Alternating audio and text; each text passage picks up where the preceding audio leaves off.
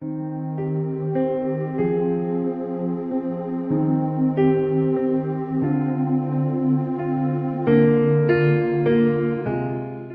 Morning and welcome to Forley. সকলকে স্বাগত জানাচ্ছি আরেকটা নতুন ব্লগে।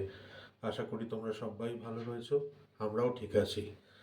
আজ শুক্রবার, আর যেমনটা জানো যে আজকে বেবোর ম্যাথস পরীক্ষা।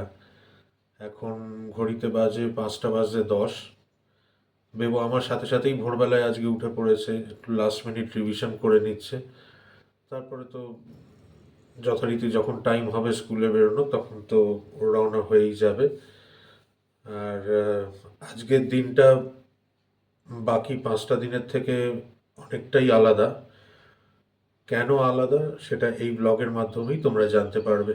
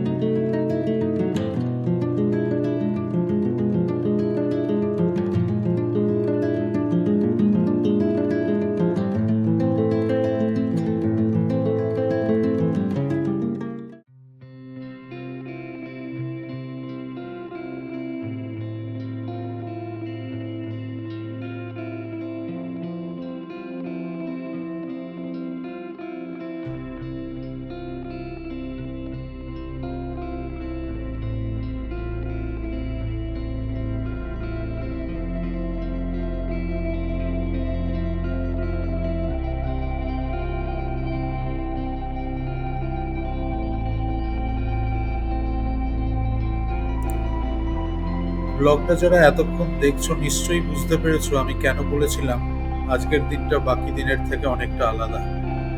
আজ 27শে সেপ্টেম্বর। আজকের দিনেই 2017 সালে আমাদের ছেড়ে চলে গেছে আমার শাশুড়ি মা, মানে আমার আরেক মা। আজ সারাদিন কেটেছে আমাদের সমস্ত স্মৃতি মনে করে মায়ের। যত বলবো ততই কম মনে হয়।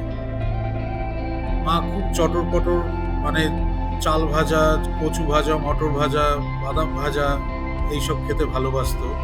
সেই জন্য তোমরা লক্ষ্য করবে মিষ্টির সাথে সাথে আমরা মার ফটোর পাশে ওই জিনিসগুলোও রেখেছি। বেবো হয়তো অনেকটা টাইম মাকে কাছে পাইনি, যেহেতু আমরা দূরে থাকি। আমি বেশ কিছুটা টাইম পেয়েছি। আর মায়ের কাছে আমি ছিলাম খুবই স্পেশাল।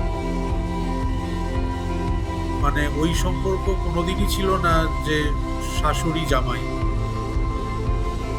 আমি যা বলতাম অন্ধের মতো সেই জিনিসটা বিশ্বাস করে করতো সে।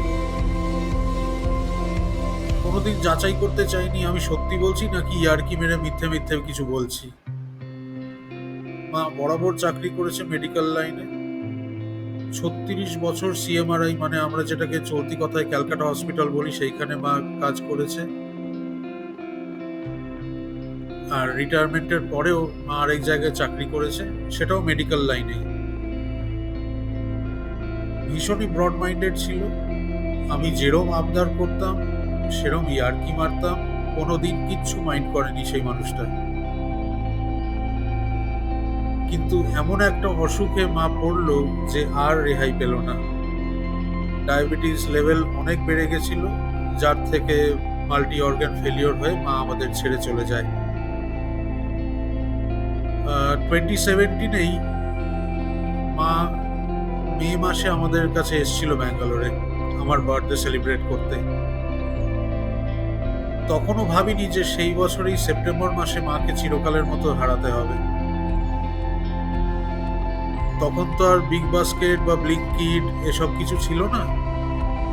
মাকে এখান থেকে ওই চটর পটর আইটেম যা যা মা ভালোবাসতো সব এখান থেকে কুরিয়ার করে পাঠাতাম। আর মা ভীষণ ভালোবাসতো এই কেরালার বিখ্যাত ব্যানানা চিপস খেতে, সেগুলোও এখান থেকে পাঠাতাম, প্রচুর পাঠিয়েছি। মার থেকেও কম জিনিস আমি পাইনি। আমের সিজনে মা হিমসাগর, ল্যাংড়া, আর তার সাথে সাথে গোবিন্দভোগ চাল, ঝর্ণা ঘি, পোস্ত সব সুন্দর করে প্যাক করে কুরিয়ার করে পাঠাতো আমাদেরকে। কারণ মা জানতো যে এইখানে তখনও এইসব আইটেমগুলো আজকের যেরকম রেটে পাওয়া যায় তখন পাওয়া যেত না। আর জামাই ষষ্ঠীতে তো বরাবর, যেহেতু দূরে থাকতো, আসতে পারতো না, বা আমরাও যেতে পারতাম না, টাকা দিয়ে পাঠাতো। টাকা পাঠাতো আমার অ্যাকাউন্টে, বলতো ভালো খাবে, দরকার হলে বাইরে হোটেলে গিয়ে খেয়ে আসবে তোমরা। এইসব ছোটখাটো জিনিসগুলো মানে সারাদিন আজ আমার আর শর্মিষ্ঠার মনে পড়েছে। বেবোর আফসোস যে বেবো খুব বেশি টাইম মায়ের সাথে স্পেন্ড করার সুযোগ পায়নি।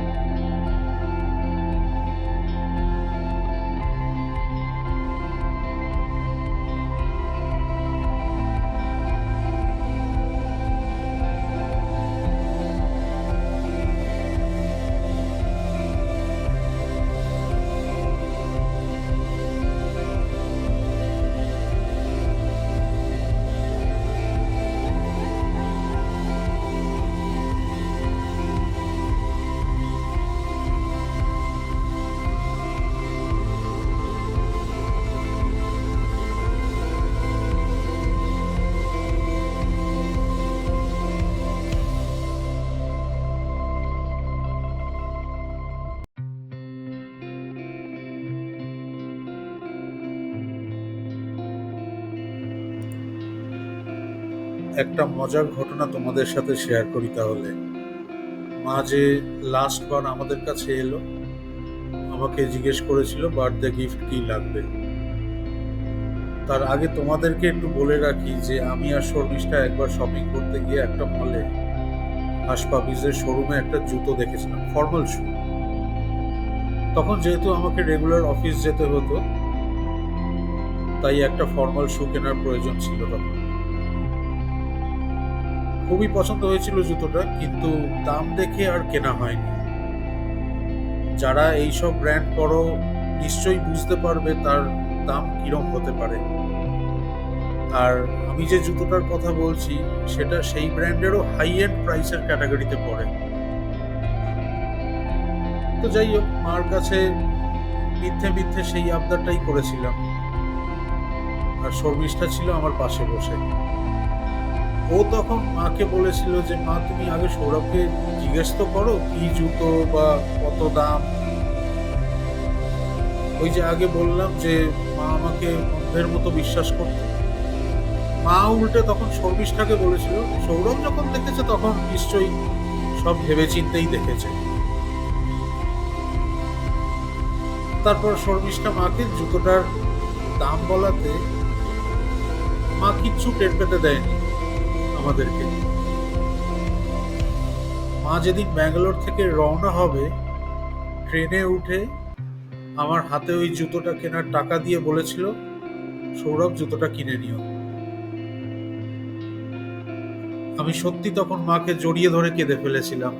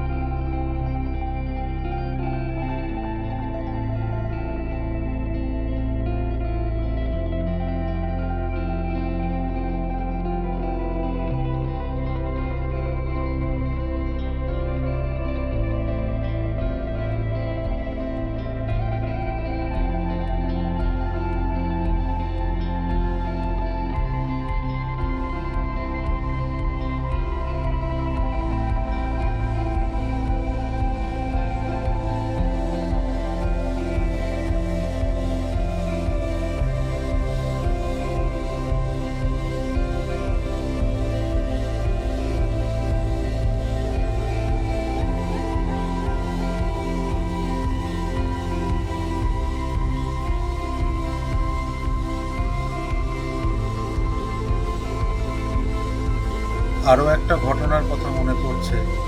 2008 সাল, আমি তখন IBM এ চাকরি করি। ব্যাঙ্গালোর থেকে কলকাতা ট্রান্সফার হয়েছিল আমার। তো আমার পায়ের পাতায় এক ধরনের ফাঙ্গাল ইনফেকশন হয়েছিল। এতটাই বাজে অবস্থা হয়েছিল যে বাইরে থেকে ভেতরের হাড় দেখতে পাওয়া যেত। মা রোজ অফিস ফেরত আমাদের বাড়ি আসতো, এসে জায়গাটা বিটাডিন আরো কত কি দিয়ে ড্রেসিং করে দিত। শর্মিষ্ঠাও করেছে, কিন্তু আন্ডার দি গাইডেন্স অফ মা। তো প্রায় 15-20 দিন ধরে মা রেগুলার সেবা করে করে জিনিসটাকে সারিয়ে দিয়েছিল। কোনো ডক্টরের কাছে যেতে লাগেনি, আর কোনোদিনও যেতে হতোও না আমাদেরকে। মায়ের মেডিকেল লাইনে এতটাই এক্সপিরিয়েন্স ছিল, সমস্ত অসুখ, তার কি মেডিকেশন, কোন ওষুধের কি কম্বিনেশন, সব নখদর্পণে ছিল। মা লাস্টের দিকে 3টে ডায়ালিসিস নিতে পেরেছিল, কিন্তু 4 নম্বরেরটা আর শরীর নিতে পারেনি।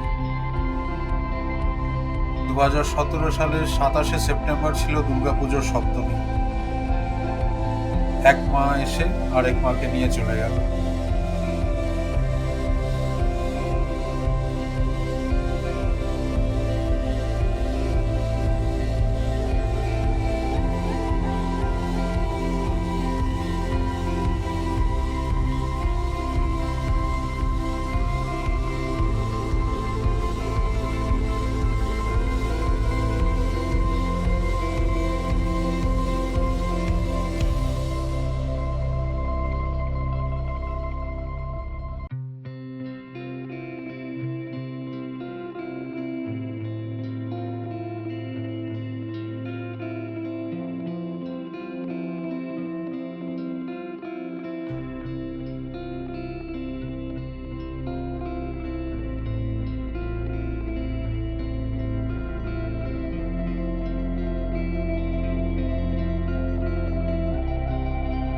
আগে একটা ব্লগে তোমরা দেখে থাকবে যে বাবারও মৃত্যুবার্ষিকী শর্মিষ্ঠা পালন করেছিল। সেই নিয়েও একটা ভিডিও আমাদের এই চ্যানেলেই রয়েছে। বাবা ছেড়ে চলে গেছে 2004 সালে, আর মা চলে গেল 2017। কিন্তু একটা সাংঘাতিক মিল যেটা রয়েছে বাবা আর মার দুজনের মধ্যে, সেটা হচ্ছে তারিখের। দুজনেরই চলে যাওয়ার তারিখটা হচ্ছে 27 তারিখ। বাবা ছেড়ে চলে গেছে 27শে এপ্রিল 2004 সালে, আর মা 27শে সেপ্টেম্বর 2017। এই লসগুলো এমন একটা লস যেটা কিছুভাবেই সান্ত্বনা দিয়ে কভার আপ করা যায় না। আর কারুর মাথার ওপর থেকে বাবা মার হাত সরে যাওয়া যে কত বড় লস, সেটা যাদের নেই তারাই একমাত্র জানবে। আর আমি তো এটা মনে করি যে মেয়েদের বিশেষ করে মাথার ওপর থেকে যদি বাবার হাতটা সরে যায়, তাহলে সেটা খুবই দুঃখজনক ব্যাপার একটা, যেটা শর্মিষ্ঠার ক্ষেত্রে হয়েছে। 2004 সালেই যে বাবা ছেড়ে চলে গেল ওকে। বাবা আমাকে দেখেনি, তবে আমি বাবাকে দেখেছি, কারণ আমি শর্মিষ্ঠা একই স্কুলে পড়তাম। মার সঙ্গে তো আমার সম্পর্ক যেমনটা ছিল এতক্ষণ যা বললাম, আর কি এই স্মৃতিগুলো মনে করা ছাড়াই আর কিছু করার নেই এখন আমাদের। আফসোস শুধু এটাই যে মা অনেক তাড়াতাড়ি ছেড়ে চলে গেল। আরও কিছু কথা, আরও কিছু আবদার, আরও কিছু ইয়ার্কি ঠাট্টা করতে পারতাম, যেগুলো আর করতে পারলাম না। আজকের দিনে এটাই ভগবানের কাছে কামনা করব যে মা যেখানেই থাকুক, যে রূপেই থাকুক, যেন ভালো থাকে, যেন আমাদের সবাইকে ভালো রাখে। সবাই ভালো থেকো। কাল আবার দেখা হচ্ছে। Good night.